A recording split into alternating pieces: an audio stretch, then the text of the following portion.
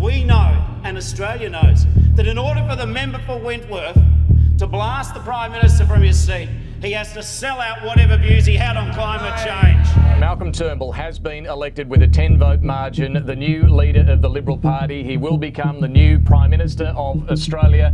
Tony Abbott, 2 years into the job, is finished as Prime Minister. I, Malcolm Bligh Turnbull, do swear that I will well and truly serve the people of Australia in the office of Prime Minister. We're not seeking to proof ourselves against the future. We're seeking to embrace it. Because Australians understand that the thing about Malcolm is it's always about Malcolm.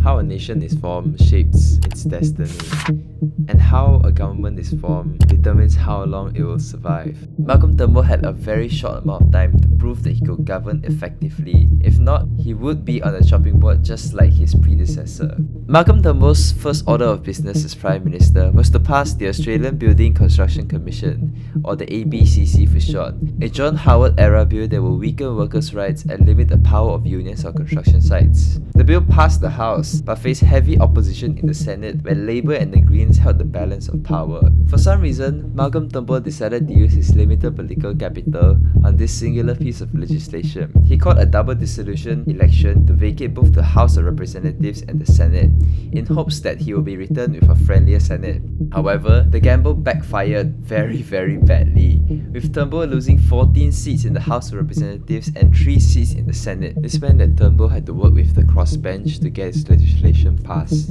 In exchange for their support, Turnbull offered major concessions to the crossbenchers, including One Nation and Team Xenophone. Now, in my opinion, I think this was a terrible mistake. Malcolm Turnbull wasted what little political capital he had on a piece of legislation that, frankly, had nothing to do with his quote-unquote embracing future agenda. But anyways, after the ABCC passed, Turnbull then attempted to get marriage equality into law in Australia. A postal survey was called which saw 61% of Australians in favour of marriage equality and 38.4% against.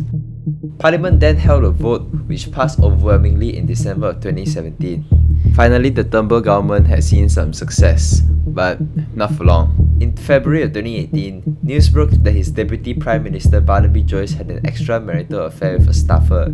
Since the Deputy Prime Minister was not a member of the Prime Minister's party, he had no jurisdiction to sack him from office. Public pressure then mounted on Turnbull to break the silence on the situation, which later he did. Barnaby made a shocking error of judgment in having an affair with a young woman working in his office. In doing so, he has set off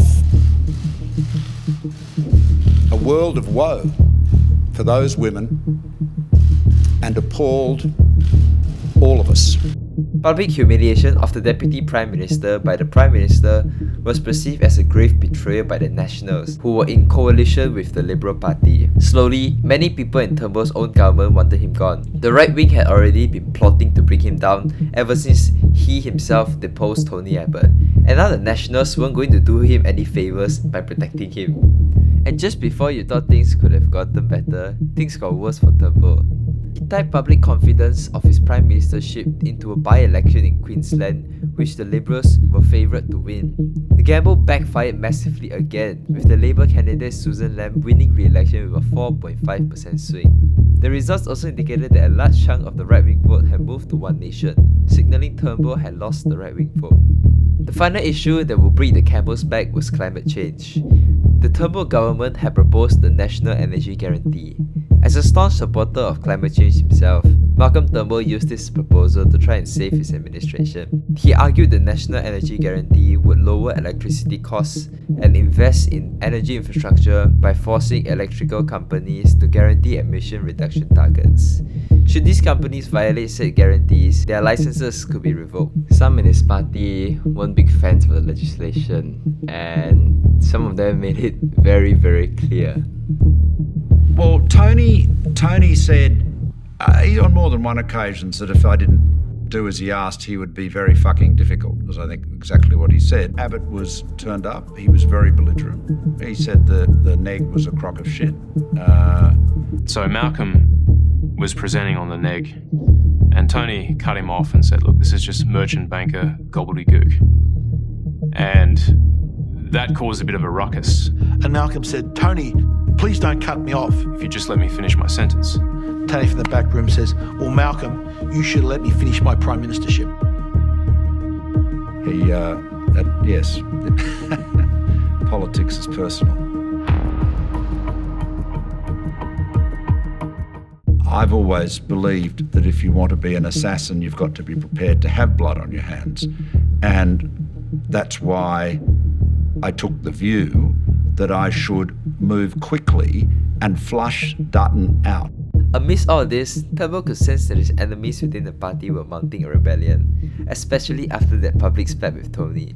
On the 21st of August 2018, Malcolm Turnbull called a leadership spill in the Liberal Party party room to vacate the leadership of the Liberal Party. The rationale behind this move was that his opponents had not yet mobilised and garnered enough votes to topple him as Prime Minister, and to his credit, he was correct. Turnbull had successfully retained his position as leader of the party with 48 votes for him and 35 votes for his challenger and close Abbott ally Peter Dutton.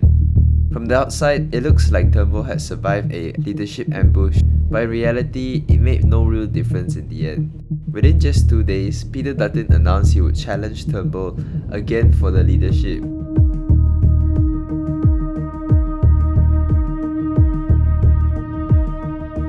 Earlier this morning, I called the Prime Minister to advise him that it was my judgment that the majority of the party room no longer supported his leadership. As such, I asked him to convene a meeting of the Liberal Party at which I would challenge for the leadership of the Parliamentary Liberal Party. Thank you very much.